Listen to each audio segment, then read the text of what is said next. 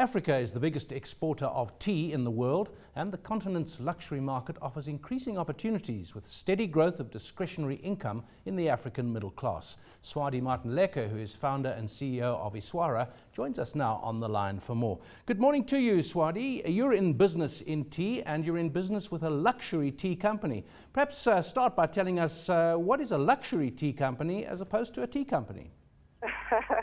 So I have to say, Iswara is more than just tea. We're just a luxury brand offering different products that are really high-end and exceptional African products. And we wanted to look into gourmet products, including tea that are from Africa. So the difference, I would say, between a normal tea company and the types of teas that are part of our range is, first of all, the technique. So we only do loose leaf teas. They're whole hand-picked, sun-dried, hand-rolled, versus tea that you would find in a supermarket, which is mostly dusty, so tea leaves which are crushed. Tell us the story of how you built this company. You grew up in Cote d'Ivoire, or as we say in English, the Ivory Coast. You had quite a tough childhood, and you must have learned a few lessons along the way for business. I wouldn't say that my childhood was tough. Actually, I had a very, very privileged childhood, and I think it's being privileged that also, kind of gives you a sense of what it is that. I think what I mean is that you were a refugee from your own country, so it couldn't have been easy. I was actually not a refugee from my country.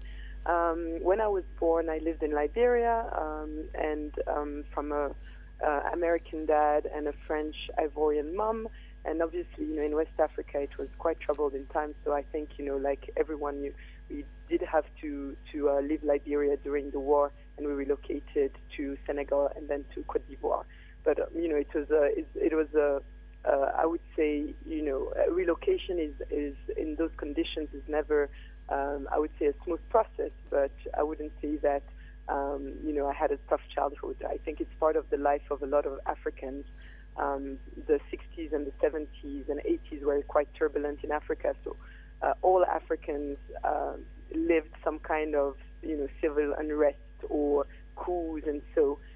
And I think in different conditions. Well, back to yeah. Okay, so thanks for setting the record straight there. But again, how's the company doing, and how many markets are you in at the moment? You're an exporter. How successful is the company?